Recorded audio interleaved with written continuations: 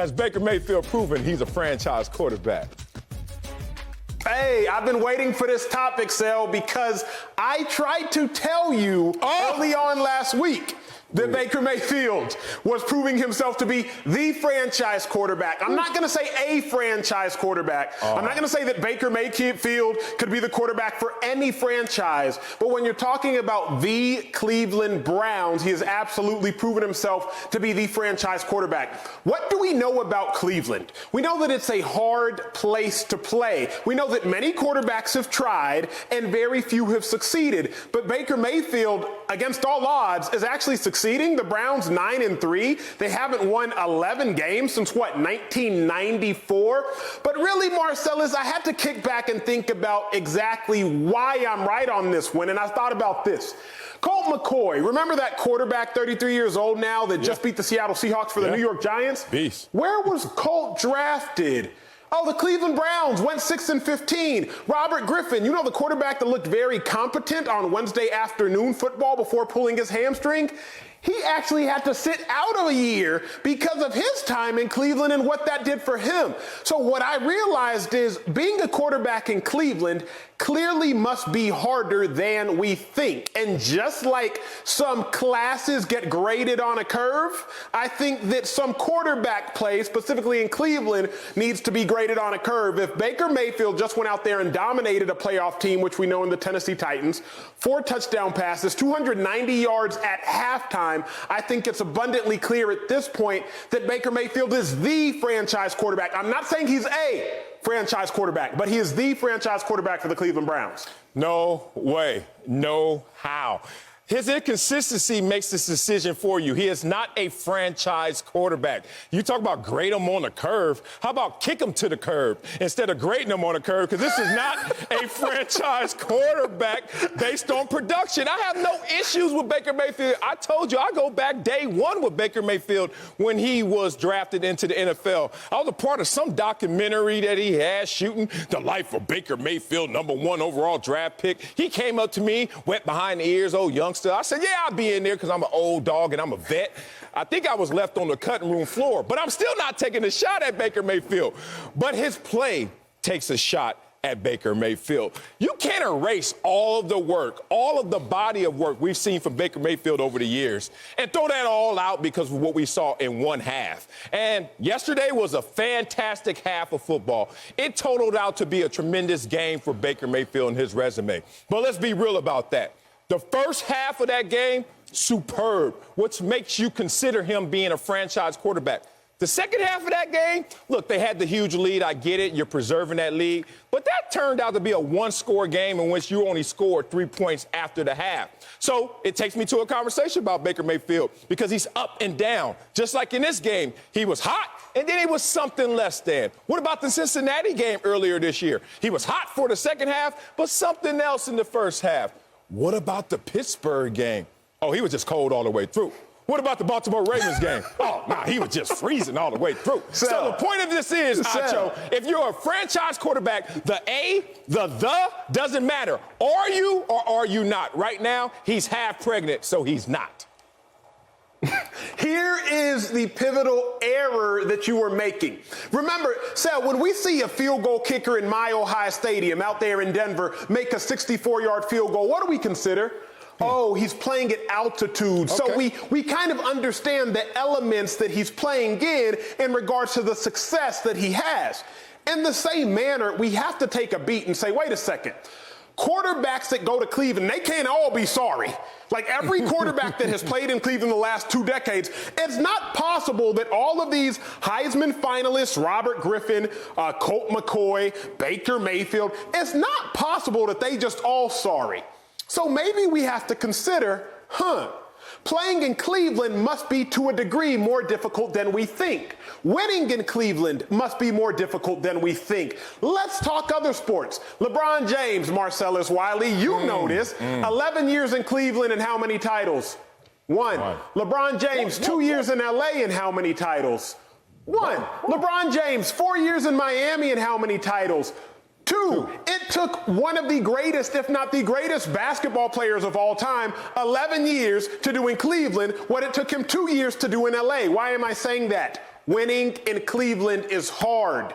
You have a quarterback that is winning in Cleveland. And what you want to do, Sir Wiley, is say, wait a second. Yeah, they're 9-3, haven't won 10 games in 13 years, haven't won a playoff game in 18 years. But you know what? I'm really not content with this. I'm just going to kind of throw Baker to the wayside. Oh, Baker has 290 yards in the first half and his 4 touchdown passes. I'm just going to completely disregard that. Well, look, you need to disregard the fact that it's not called Mile High Stadium anymore. It's called Broncos Stadium. You know, update your notes, big dog, as you need to update your assessment of Baker Mayfield as well. Seems like you're doing a little too much updating because you saw one half of football and said, oh, that's all I need to know, because Baker Mayfield's playing in Cleveland. And if you're playing in Cleveland, guess what, boys and girls? All you need to do is have 2 good quarters. Erase all of the rest of the ills that we've seen from you over games, over seasons from Baker Mayfield. There's still question marks about Baker Mayfield. Here's a couple of question marks. How are you going to fare against the good teams when you face them, Baker Mayfield? Now, yesterday, he beat the Tennessee Titans. Oh, great. But let's look at the Colts. Up and down, because there's a body of work that suggests that he has a little more work to do in terms of beating those same teams. Look at this. Completion percentage in wins versus losses. Is that the same player? Oh, what about touchdown interception ratio? Same dude, Baker, the one on all the commercials? What about the passer rating? Oh, come on, Baker Mayfield. No way do you fall off a cliff like that. Yes, he does. 5 games this season, completed less than 60% of his passes. Only Carson Wentz is worse than that. But then he has 4 games where he completes over 70% of his passes. Only Brady and Herbert have more games than that. What does that tell you? The guy is all over the place. There is inconsistency in terms of how he performs. Even yesterday, despite having the gaudy numbers out there and looking amazing, this is a quarterback that still struggles against the blitz, still struggles against the pressure that he may face. So yesterday, who did he face? Tennessee Titans. Do people know that they rank 31st right now in the NFL in sacks? Well, he looked good against Cincy, too. Is Cincy 32nd in the league in terms of getting to the quarterback? So when he goes against a team that gives him all day to throw the ball, he'll look like the franchise quarterback. But Acho, that's not today's NFL. So what is he going to do week in, week out if you deem him a franchise quarterback? So here's the problem with you, bro. Man, and I've known this about you. I've told you this before. You're the dude that goes to the grocery store. You buy up half the store because you know you be eating. I ain't going to the store. You cut. No, pre-COVID. You come back, Sal, and you try to carry every bag into the house at once. And then you go to reach for that one final bag, and what happens? You drop all the groceries because you got too greedy. That's what you're trying to do right now. You're like, wait a second. Baker Mayfield has us at 9-3. You know how unheard of that is? Like, so I was drafted to the Cleveland Browns. We went 4-12. There it is. 9-3 is unheard of. You got these boys at 9-3, and you're still sitting here telling me that Baker Mayfield's not a franchise quarterback. And I get it, Sal. You got full screens. Well, guess what? Your boy got full screens too. Let's go. Baker Mayfield. Let's look at his career winning percentage compared to, I don't know, some other guys. Baker Mayfield, he's over 500 as a career starting quarterback. Matthew Stafford, what's that say? Oh, God, is that 46%? Derek Carr, oh, my God, is that 43%? Kyler Murray, he was supposed to win a MVP this year. What's that say? Oh, my God, is that 41%? So wait a second, Marcellus Wiley. Yes. Derek Carr? Kyler Murray, Matthew Stafford. I know that quarterback play isn't the only indicator of team success, but Baker Mayfield, in a harder city to win in, is actually winning at a higher clip than all those guys? Make that make sense, please. I'll make it make sense. This is a 9-3 team that you have lost your mind thinking that they're either undefeated or they're Super Bowl bound, because you're not diving into the details of what a 9-3 team looks like. When the last time you heard of a 9-3 team that had a negative point differential? Oh, I'll wait. Nobody's in the studio but me, so I'll wait. Negative point. Hold on. Wait a minute. You've won 9 games, only lost 3, and you have a negative point differential? Curious minds want to know how in the hell you pull that off. Acho, no, for real. I understand your argument now because you saved it. You buried the lead, actually, by telling everyone you were drafted to the Cleveland Browns. Oh, and now you're post-traumatic stress from your years there as a Cleveland Brown because you're the guy that goes back to the old neighborhood that was a mess and says, oh, no, man, look at it. They cleaned it up. Look at all this new stuff that they have. Look at all the resources they're plowing into there now. Look at the swing. They got one swing out there, a seesaw, only one seesaw, not two of them to even balance it out. Oh, they don't have sand down here, but they drew a perimeter for us to play in. You all excited about little things, big dog. I'm only excited when it is. And if he's a franchise quarterback, play like one all the time. I got a question for you, Marcellus Wiley. At Columbia, your freshman year, did you have to take a history class? I'm assuming like you had to take history like everybody else in other colleges. Yeah, we had a core curriculum, but it wasn't, we took core curriculum classes, Great. Yeah, like everybody else. Now, you always make fun of me because I went to Texas and you went to Columbia. Yeah, we're not like everybody else. Chill with that. Yeah, what's up?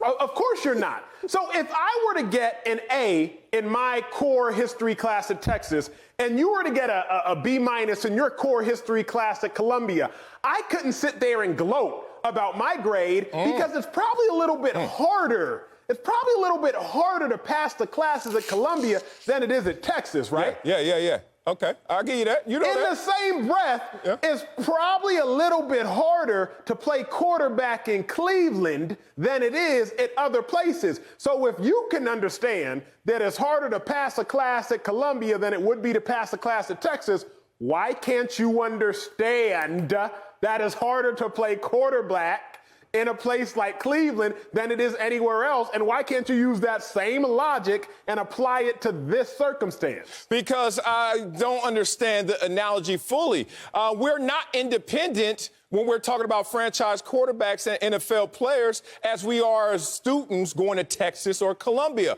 I don't know about you, Acho, and your scholastic background, but I was a National Honor Student. And being a National Honor Student, you're no longer graded on your city or state curve. You're graded on a national curve in terms of who you are and what you have accomplished. I'm sorry, Baker Mayfield. You want to be a franchise quarterback in Cleveland and only Cleveland? This is the NFL. Cleveland is one representative of 32 teams. So 32 teams have an opportunity to make you a franchise quarterback. But it has to be based on the NFL scale, not the Cleveland Browns scale. You need to get out your feelings, Acho. All the weapons this dude has, the defense in terms of defensive player of the year and playmakers they have on defense. And now he goes out there and wins 9 games, not even the reason they won 9 games, but now you're going to crown him. If you want to crown him, then crown his ass. But I'm not going to do it. Wait. So then riddle me this then, Sal, riddle me this. Because in Cleveland, if you travel through the city, you'll see a jersey with the names of all the former quarterbacks on it, and they now are written in duct tape, and the names hang off the jersey list. Yeah. If not Baker Mayfield, then what do you submit? Another 20 years of quarterback ambiguity? Because clearly you can't just draft one and it work. Well, so what's the proposal if not Baker, sir? Well, clearly anybody that has an arm that can extend off for handoffs and give it to Chubb and Hunt is going to be serviceable for you. And then every now and then show a flash of something. Give me a Cincy second half. Give me a Tennessee first half. And yeah, you're a franchise quarterback. That's not how the game works. Because before yesterday and his back-to-back 250-plus yard games, he had gone 24 straight prior without back-to-back games like we saw yesterday or even less than yesterday. So what does that tell me, Acho? In the progression of being a player in this league, from good to great to franchise level, you have to have consistency. You know this, Acho. Anybody that makes the squad, that gets on the field on any given Sunday, can make a play, can even have a game here or there. But to pull those things together, to string those wins together, those outstanding performances together, is what a franchise player is deemed to do. Baker Mayfield has not been able to do that in his entire career. You have not seen that consistency. So I don't understand where you're getting it from. Oh, so he's the Trent Dilfer of Cleveland. That's fine. And I love me some Trent Dilfer. Did Trent Dilfer go to a winning Super Bowl? Yes, he did. And did they call him a franchise quarterback? No, they didn't. He got franchise money. He got franchise money.